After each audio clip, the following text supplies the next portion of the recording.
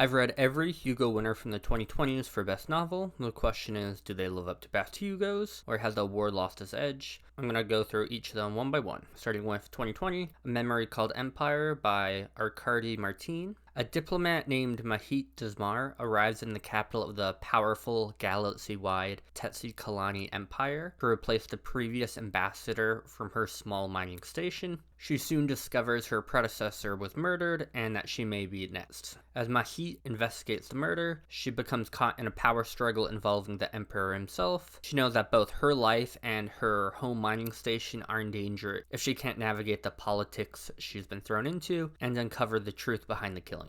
The Imago machine is one of the more interesting ideas in the novel. It's essentially a chip implanted in someone's head that contains a copy of another person's consciousness. We see glimpses of how Mahit's decisions are influenced by having another voice in her head to give her direction and advice. Given how fascinating the concept is, it does feel a bit underutilized. The novel teases the psychological implications and it explores them a little bit, but never feels like it really dives into it. The novel opens like a detective story, but this element gradually takes a back seat. The real focus of the story is on the culture of the Tetsi-Kalani Empire, and I think this is actually where the real strength of the novel lies, is in how it portrays Mahit's conflicting desires. She's an outsider within the empire, yet she also longs to belong to it as she loves its language and lifestyle. It captures the feeling of falling in love with a culture that isn't your own, and the story balances her loyalty to her home with a growing sense that she might feel more at home within the empire itself. She doesn't want to be a traitor, but she begins to question where her loyalties truly lie. Large sections of the novel focus on political conversations and cultural observations. However, the story leaves many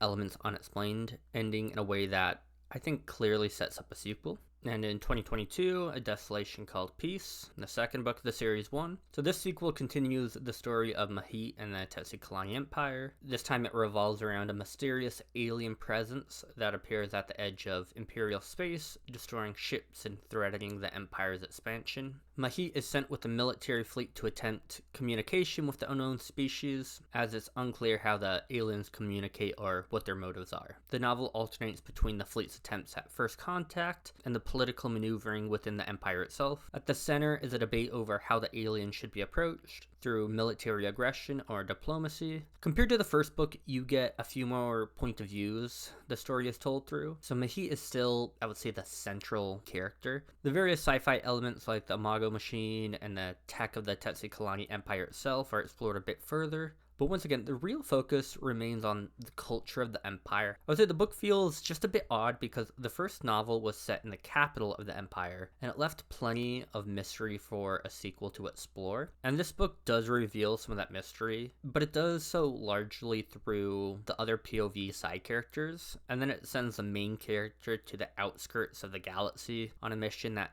doesn't entirely fit her. I was hoping the book would delve deeper into the questions of imperialism and cultural dominance. Unfortunately, what I found interesting and more unique in the first book was, I would say, sidelined for a fairly conventional first contact story. The alien reveal felt very underwhelming.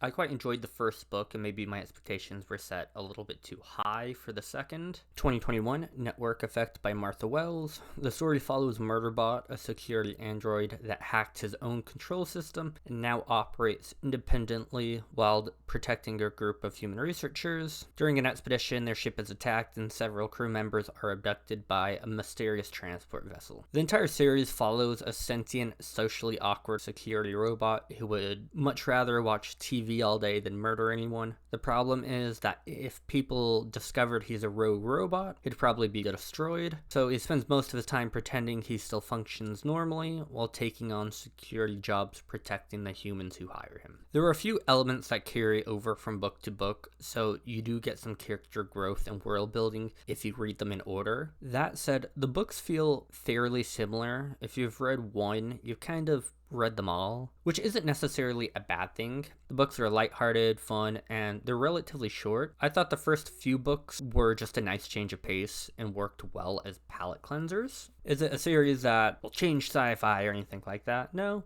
I didn't find them especially unique or interesting. This is a series that is just a bit of fun, so it kind of just feels like almost a starter sci-fi series. 2023, Nettle and Bone by T. Kingfisher. Mara is the youngest princess of a small kingdom and has spent most of her life hidden away in a convent, while her older sisters are married off to strengthen political alliances. When one sister dies and the other is trapped in an abusive marriage to a prince, she seeks help from a mysterious grave witch who agrees to aid her, but only after Mara completes 3 magical tasks: weaving a cloak of nettles, creating a dog from bones, and capturing moonlight in a jar. The story blends humor and horror, creating a whimsical yet dark fairy tale atmosphere. At its core, it follows a sister plotting to kill her abusive sister's fiance. My main issue with the book is that, while it's technically an adult fantasy because of its many mature themes, the prose and pacing feel much like a standard YA novel, young adult novel. The main character, Mara, is supposed to be 30, but she acts and the story reads as if she is a young, naive child. Why make the protagonist 30 if she's going to be written like a child? I just think this is a mediocre, borderline bad adult fantasy book, but it could work as a pretty good, if not fairly decent, YA book, though some of the more mature themes push it beyond typical YA territory.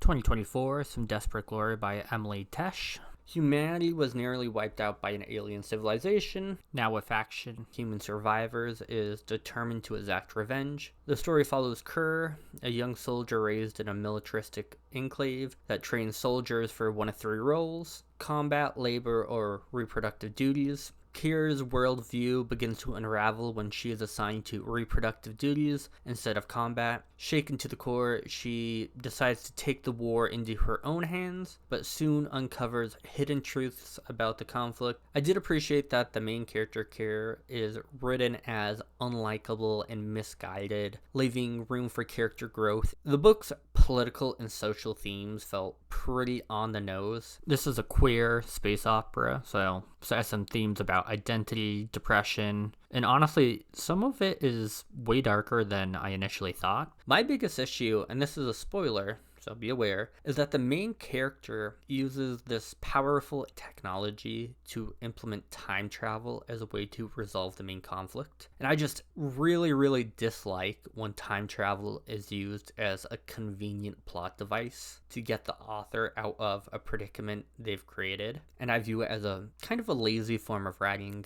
2025, The Tinted Cup by Robert Jackson Burnett is set in a medieval-like empire constantly threatened by enormous sea monsters. The story follows Anna Delabra, an eccentric detective, and her assistant Denius Cole. They investigate a bizarre murder. A government official is found dead with a tree growing out of his body, apparently caused by illegal biological enhancements. In this world, people use fungi and other plant-based grafts to enhance their bodies in various ways. The novel is fantasy, but its biotech-style elements give it kind of a sci-fi flavor. So as Delabra and Cole dig into this murder, they uncover a conspiracy involving politics, corruption, and far more. The story blends a Sherlock-style mystery with a rich fantasy world building. Personally, I thought the mystery was handled very well, and you're given enough clues to solve it with subtle misdirection along the way, and I think just the overall prose of the story is done well for it to be a mystery. I think the one area where the novel falls a bit short is making the larger world feel urgent.